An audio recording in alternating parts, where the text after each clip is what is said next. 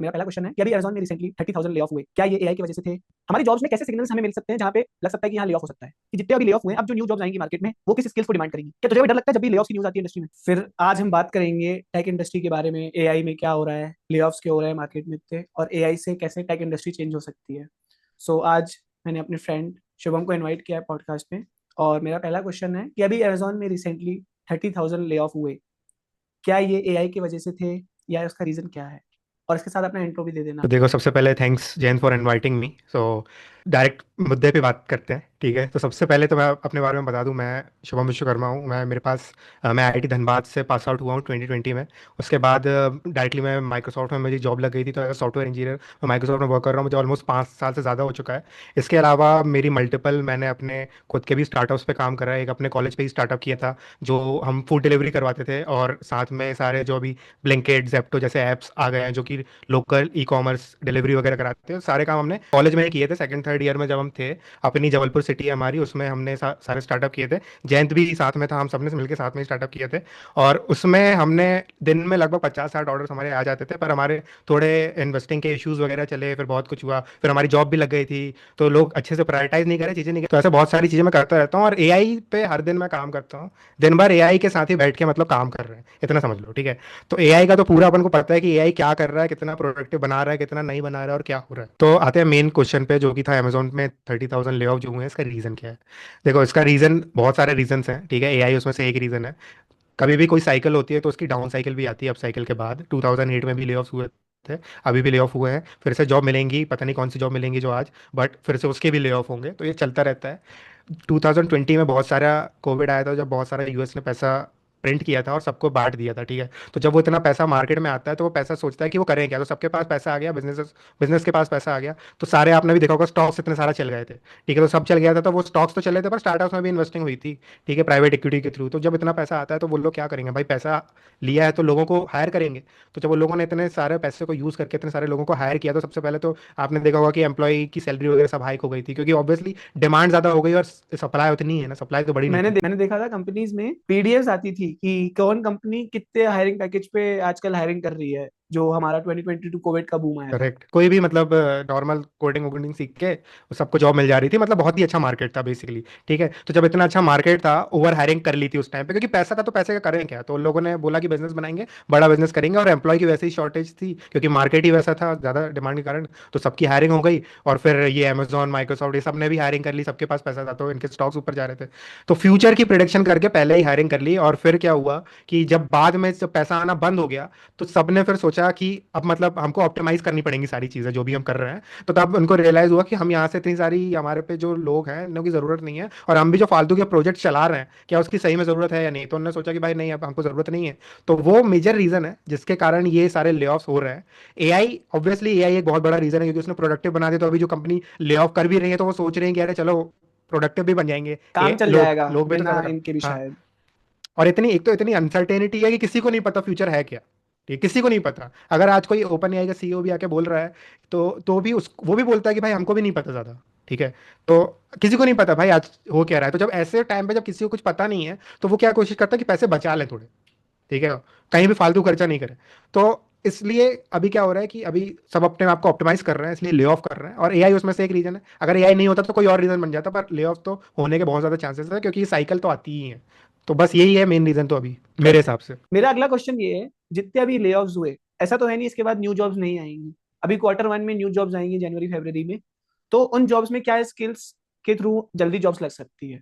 देखो, सबसे पहले तो है कि मतलब तुम किस फील्ड में हो, किस चीज़ में क्या कर रहे हो, ठीक है, उस पर डिपेंड करता है कि क्या मतलब जॉब के लिए ट्राई करोगे। अभी मैं बताता हूँ कि मतलब अगर नॉर्मली तो मतलब कोई भी चीज़ में हो, मतलब मान के चलो पीएम हो, ठीक है, पीएम बनना चाहते हो, सॉफ्टवेयर इंजीनियर बनना चाहते हो, डेवऑप्स करना चाहते हो, कुछ भी करना चाहते हो, तुम्हारे में अगर तुम ट्राई करो कि तुम कुछ भी, तुम्हारे से रिलेटेड एआई के काम होते हैं क्या उसमें, ठीक है, तुम्हारे से रिलेटेड एआई के काम होते हैं, तो उसको मेंशन करने की कोशिश करो। जैसे मैं अभी सॉफ्टवेयर इंजीनियरिंग बताऊँ, कि तुम में तो पहले एआई एजेंट तुम बना सकते हो, ठीक है। MCP servers, agent to agent protocol है, बहुत सारी चीज़ें आई हुई है। थोड़ा बहुत ही अगर मेंशन कर दोगे तो लगेगा कि यार मतलब यार इसको नई चीज़ें पता है, ठीक है, नई चीज़ें करता है। और ये सब काम भी बेसिकली क्या है ना, अभी एआई की चीज़ें सब लोगों को बनाना है, ठीक है। कोई ज्यादा लोगों को बनाते आती नहीं है, सब बनाना सबको है, पर और जो भी एआई से रिलेटेड कुछ भी कर रहा है, कोई भी टीम कर रही है, तो उसका नाम ज्यादा हो जाता है ऑर्गेनाइजेशन में, सबने देखा होगा ये। ठीक है, कि कुछ भी मतलब बना रहे हैं तो पर एआई लगा दिया हमने। मतलब एआई लगाने से काम की वैल्यू बढ़ जा रही है आज के टाइम पे, एआई ऐसा बोल लगाने से सकते हैं। कंपनी की वैल्यूएशन बढ़ जा रही है, एआई लगाने से प्रोडक्ट की वैल्यूएशन बढ़ जा रही है।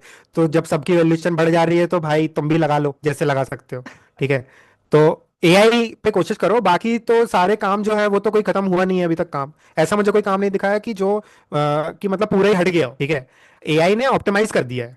ठीक है, एआई ने ऑप्टिमाइज कर दिया तो तुम्हें एआई को यूज करते तो आना ही चाहिए, सबसे पहली चीज। ठीक है, तुम्हारी फील्ड में जॉब भी अभी होंगी। ठीक है, थोड़ा अपना एआई वगैरह को लिखो और उसके बेसिस पे अपना पोर्टफोलियो बनाओ, सीवी बनाओ, रेज्यूमे बनाओ और अप्लाई वगैरह करो। बाकी स्टार्टअप्स हैं बहुत सारे, अगर तुम अपनी स्किल डेवलप कर लो पूरी, तो एआई ऑटोमेशन की एजेंसीज बना सकते हो। बहुत सारी चीज़ चल रही है। ठीक है, जॉब के अलावा भी लोग खुद से फ्रीलांसिंग कर रहे हैं या अपनी एजेंसीज बना रहे हैं, तो मतलब इस पे काम बहुत सारे कर सकते हो, बेसिकली ये है।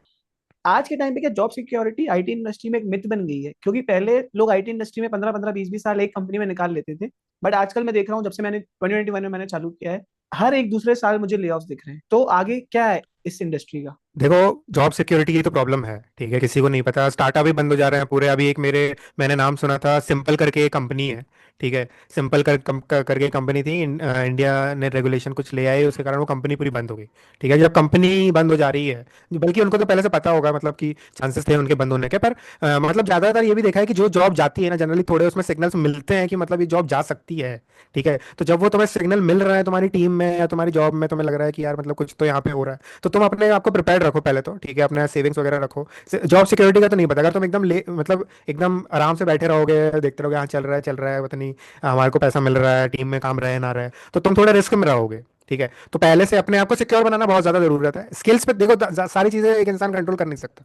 ठीक है, जॉब सिक्योरिटी तो थोड़ा हो गया है उसमें अभी। अपनी स्किल्स पे ध्यान दो और कुछ कर नहीं सकते हो।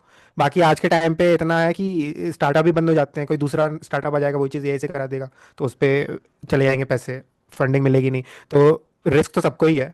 हमारी जॉब्स में कैसे सिग्नल्स हमें मिल सकते हैं जहाँ पे लग सकता है कि यहाँ ले ऑफ हो सकता है? हाँ, ये बहुत ही बेहतरीन क्वेश्चन है ये। ठीक है, तो मैंने देखा है ऐसा बहुत सारे लोगों का जिनका भी मतलब ले ऑफ हुआ है मेरे आसपास।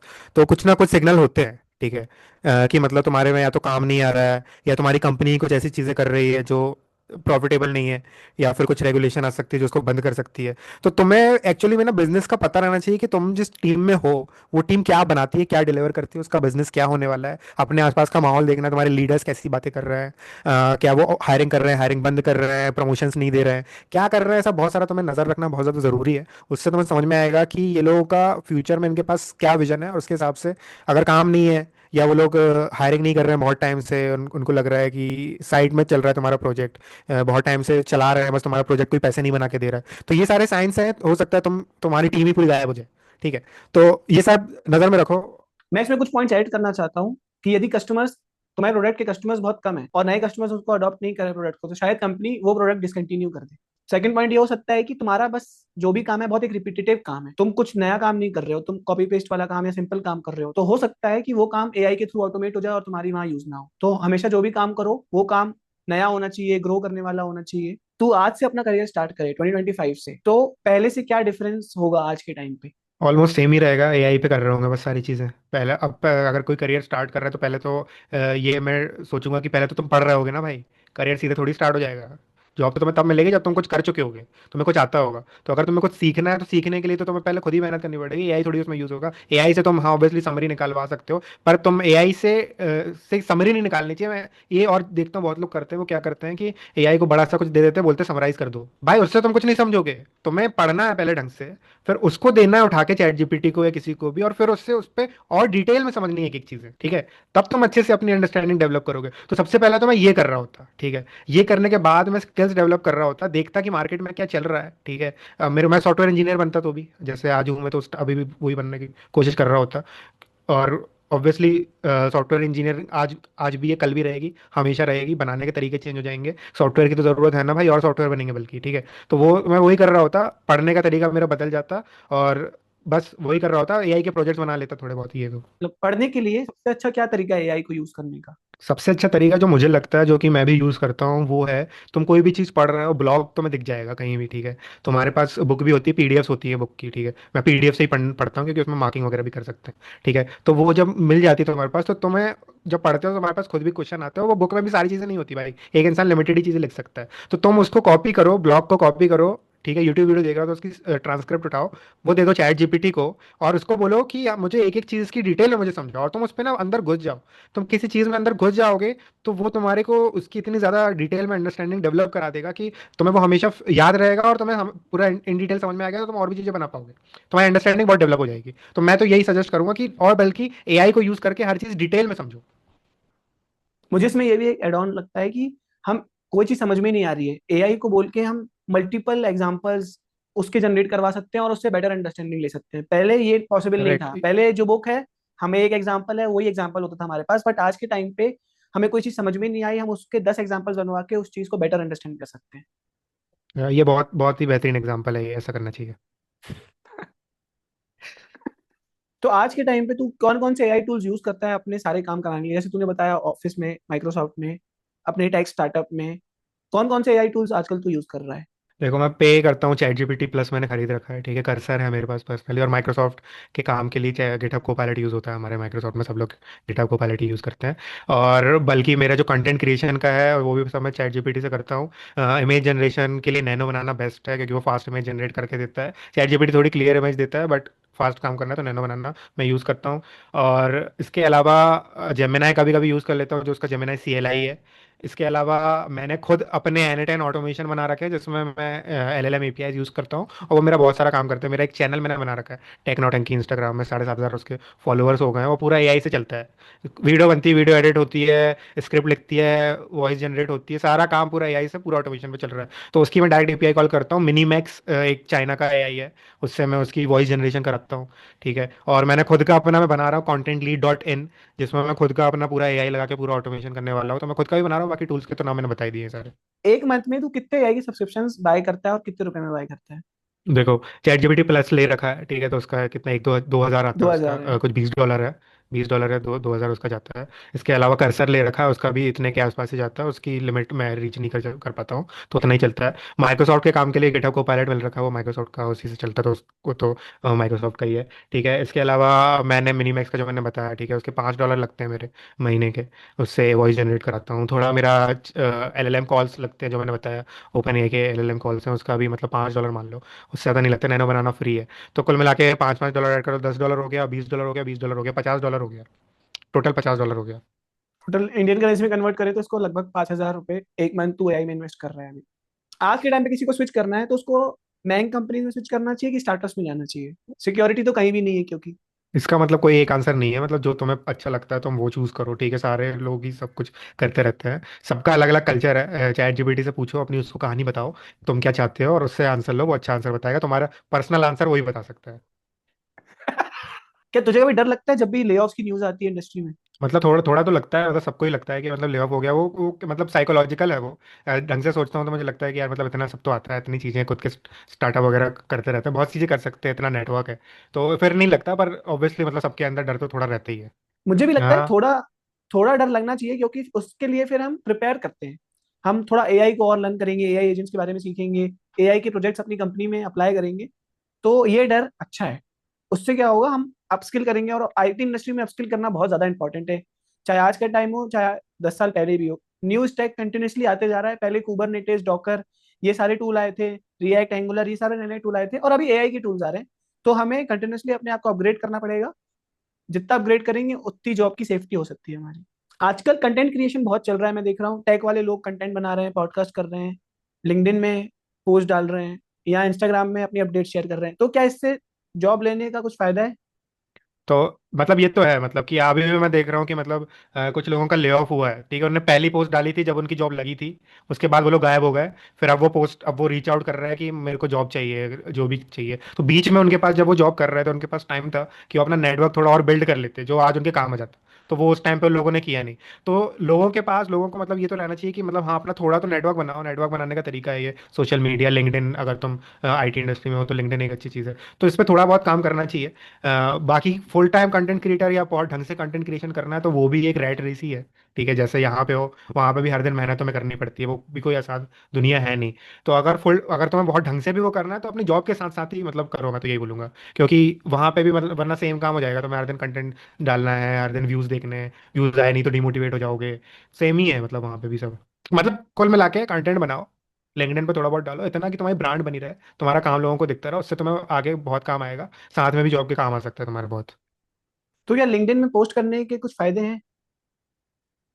लिंक्डइन में पोस्ट करने के यही फायदा है, तुम्हें भले ही लाइक नहीं आ रहे हैं, तुम्हें पर भले व्यूज नहीं आ रहे हैं, पर तुम अगर अपनी फील्ड से रिलेटेड कंटेंट डालोगे, फिर कोई सर्च करेगा लिंक्डइन पे, उससे रिलेटेड लोग उसको चाहिए होंगे, अगर हायरिंग करनी होगी तो तुम ऊपर आओगे बाकी लोगों के कंपैरिजन में। सबसे बड़ा फायदा यही है। अगर तुम्हारी पोस्ट अगर चल गई तो फिर तो तुम्हारा ज्यादा ही, तुम और ही ज्यादा ऊपर आओगे, तुम्हें लोग समझने लगेंगे भाई इसको आता है। तुम्हारी कोई प्रोफाइल में जाते हैं आज एचआर लोग, तो वो देखते हैं कि भाई इसने क्या क्या कंटेंट डाला। अगर तुम्हारे में दिखेगा कि वही वही कंटेंट तुम डाल रहे हो, तो अपने आप को स्टैब्लिश कर रहे हो एज अ ब्रांड की, तुम्हें वो चीज़ आती है, तो ऑब्वियसली उसका तुम्हें फायदा मिलेगा ही। तो मिनिमम महीने में कितनी बार हमें लिंक्डइन में पोस्ट करना चाहिए? इसका कोई है नहीं लॉजिक। ये सारे जो भी बना रखे हैं लोगों ने, कंसिस्टेंसी रहनी चाहिए, ये रहना चाहिए, वो रहना चाहिए, ये सब मिथ है। तुम्हें जब चाहे, तुम्हें जितने बजे चाहे तुम उतने बजे पोस्ट करो। तुम्हें जब लग रहा है कि तुमने कोई बड़ा काम किया है, अब मैं इसको शेयर कर सकता हूँ, तो तुम तब पोस्ट कर दो। जरूरी नहीं कि तुम कुछ भी पोस्ट बना के हर दिन डालो। जब तुम्हें लग रहा है कि आज मेरे साथ ये हुआ, ये वर्थ शेयरिंग है, तो अपने किसी दोस्त से उससे रिलेटेड बात कर रहे हो, तो हो सकता है वर्थ शेयरिंग हो, तो उसकी पोस्ट बना के डाल दो। एक बाकी लोगों के भी काम आ जाएगा। तुम्हें कोई लर्निंग मिली, उसकी पोस्ट बना के डाल दो। बहुत सारी चीजें कर सकते हो। मेरे पास इतना कंटेंट रहता है पर मेरे पास टाइम नहीं कि मैं पोस्ट डालूं, वरना मैं भी ऐसे ही पोस्ट डालता रहता। बट मेरे हिसाब से हमें जो भी अपनी इंडस्ट्री में अपडेट्स मिल रहे हैं और हमारी लाइफ में करियर के रिलेटेड जो भी अपडेट्स होते हैं, सर्टिफिकेशन वगैरह, हमें प्रॉपर अपलोड करने चाहिए, अपडेट देनी चाहिए उसकी लिंक्डइन पे। सर्टिफिकेशन कर रहे हो और बता नहीं रहे तो फिर तो मत ही करो सर्टिफिकेशन, क्या मतलब है उसका करने का? वो तो डालना बहुत जरूरी है। क्योंकि वो दुनिया के लिए ही कर रहे हो भाई, ऐसे सीखना तो वरना सीख ही लो ना अकेले। सर्टिफिकेशन तो दुनिया को दिखाने के लिए होता है। क्या 2025 में सर्टिफिकेशंस की वैल्यूज है? सर्टिफिकेशंस की वैल्यू इन जनरल अगर बात करें तो सर्टिफिकेशन की वैल्यू होती है, क्योंकि वो बताता है कि हाँ भाई चलो इसने कुछ किया। और अगर वैल्यू जगह से वो सर्टिफिकेशन हो, ठीक है, जैसे मतलब माइक्रोसॉफ्ट भी कुछ सर्टिफिकेशन कराती है, एडब्ल्यूएस कराता है, बहुत सारे लोग कराते रहते हैं, तो वो लोग क्या प्रॉपर प्रॉपर प्रॉपर नज़र रख के सर्टिफिकेशन लेते हैं, तो उसकी थोड़ी और ज़्यादा वैल्यू होती है। तो उन सब की वैल्यूज़ है। बट अगर तुम्हें ऐसा सिर्फ सीखने के लिए देखना है तो सीखने के लिए तुम खुद से पढ़ सकते हो, जरूरी नहीं तुम सर्टिफिकेशन करो। बट सर्टिफिकेशन का जो करिकुलम होता है, ठीक है, कोर्स होता है, वो ज़्यादा इंपॉर्टेंट है। क्योंकि और उसकी बुक्स भी आई हुई रहती है, तो अगर तुम उससे पढ़ के सीखोगे तो तुम्हें और थोड़ी डिटेल अंडरस्टैंडिंग तुम्हारी डेवलप होगी। और इसलिए तुम सर्टिफिक पढ़ ही लोगे, और सर्टिफिकेशन तुम पढ़ ही लिया तो सर्टिफिकेशन भी ले ही लो, दुनिया तुम्हारी ज़्यादा वैल्यू करेगी। हमने काफी एआई का डिस्कस किया और लेऑफ्स के बारे में डिस्कस किया, बट किसी को खुद का कुछ ग्रो करना है, खुद का सेटअप करना है, तो वो क्या कर सकता है अभी? देखो अभी एआई पे काम कर रहे हो, एआई ऑटोमेशन बना सकते हो, बहुत सारी चीज़ें कर सकते हो, बट इस पे ना एक पूरा डिटेल पॉडकास्ट हो जाएगा, और ये ऑलरेडी बहुत लंबा हो चुका है। तो इसके लिए अगर लोगों को सही में चाहिए, कमेंट वगैरह कर दो, उस पर थोड़ा व्यूज दिलवा दो। एक और पॉडकास्ट हमको बनाना चाहिए, उस पर डिटेल में बात करनी चाहिए। ठीक है, इस पॉडकास्ट को यहाँ खत्म करते हैं आज। हमने इतना डिस्कशन किया। आपके कुछ और क्वेश्चंस हो, कमेंट करो वो क्वेश्चंस। और आपके इस क्वेश्चंस पे कोई दूसरे व्यूज हैं तो अपने व्यूज भी शेयर करो।